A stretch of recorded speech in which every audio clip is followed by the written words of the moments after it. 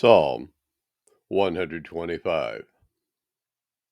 They that trust in Yahuwah shall be as Mount Zion, which cannot be removed, but abideth forever. As the mountains are round about Jerusalem, so Yahuwah is round about his people from henceforth, even forever.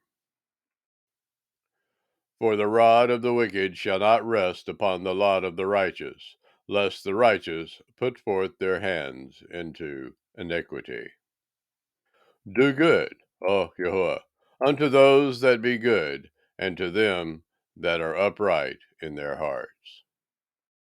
As for such as turn aside unto their crooked ways, Yahuwah shall lead them forth with the workers of iniquity, but peace shall be upon Israel.